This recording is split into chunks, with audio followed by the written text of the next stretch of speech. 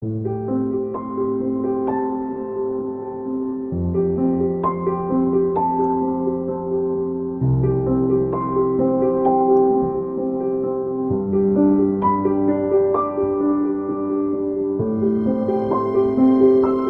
this video, we'll learn about yoga history. Yoga's become quite trendy these days as practitioners in their yoga pants and mat head toward the popular yoga studios to attend their weekly yoga session. What many of these fashionable yogis probably are unaware of is the long history of yoga, dating back to ancient times in India and its spiritual roots. Most of what we think of as yoga only dates back 150 years. While people today practice yoga for their health, its roots are entwined in rich spiritualism that took a lifetime to master. For ancient yogis, yoga was a way of life. Mention of yoga first appeared around 1500 BC in Hindu literature.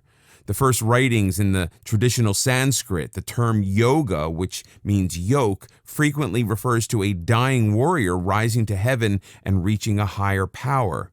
The original concept of yoga was clearly to elevate those who deserved it to a higher level, to connect the individual to the universe as a whole. For ancient Buddhists, yoga wasn't even a specific discipline. It grew out of the desire to attain spiritual goals and controlling both the mind and the body to achieve this. These spiritual leaders recognized that man is fallible, but always capable of improvement by changing dysfunctional thinking. They recognized the power of the mind to bring about inner peace and alleviate suffering by broadening individual consciousness and becoming open to new ideas. They already understood the basics of the mind-body connection. Yoga, including meditation, was and still is a quest for knowledge. Ancient practitioners thought correctly, as it turns out, that knowledge would lead to a higher level of consciousness and existence. Old writings describe several levels of being, with increasing knowledge bringing the practitioner to a next higher level. It was viewed as a process for which many encompassed a lifetime of learning.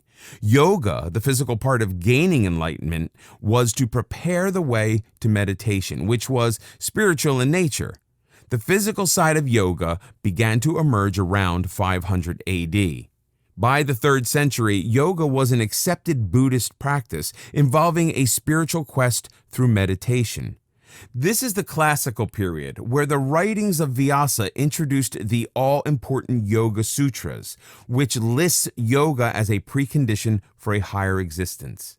For several centuries, the practice of yoga became an accepted practice to attain important personal values, although it was still far from today's set of poses. More meditative, it was intended to help transcend human suffering and rise above it. It was also used to broaden or deepen consciousness as a path to personal enlightenment. Yoga was seen as a means to overcome destiny and regain control of the self. The beginning of training and controlling the mind is clearly emerging. Up to the 15th century, while the West was in a state of constant strife and war, Eastern Buddhism focused on peace of mind. The difference between a Western and Eastern mind is becoming more noticeable. By this time, the emphasis of yoga shifts from transcending pain to reaching a higher plane of existence. Man himself is to become a deity.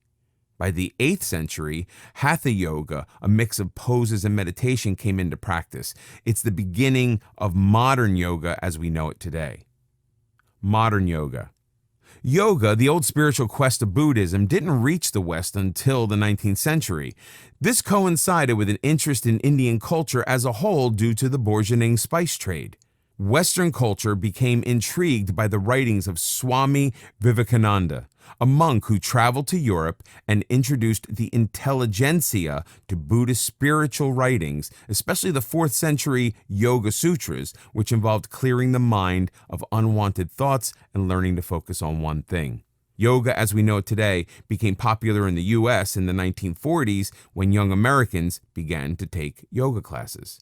By the 1980s, the known health benefits of yoga increased its popularity, although the practice was seen as more physical than spiritual by the majority of the practitioners.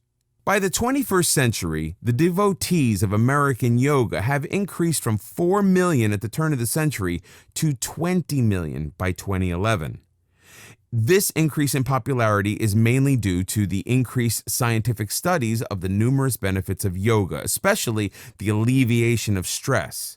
Whether spiritual or not, people want to increase their health. Many people, however, still seek both mental and physical elevation. Yoga offers both. While mastering the physical aspects of yoga is important, it's equally crucial not to lose sight of the spiritual benefits. Yoga is more than posting adorable selfies on Instagram. Thousands of years ago, yoga was a preparation for the spiritual enlightenment of meditation. It was intended to prepare and relax the body for meditative practice. It's important not to lose sight of that. To achieve your spiritual side, keep in mind the 7 spiritual laws of yoga. 1. You have unlimited potential. The purpose of yoga is to reach a high level of consciousness. 2. The universe is filled with abundance. To receive, learn to give.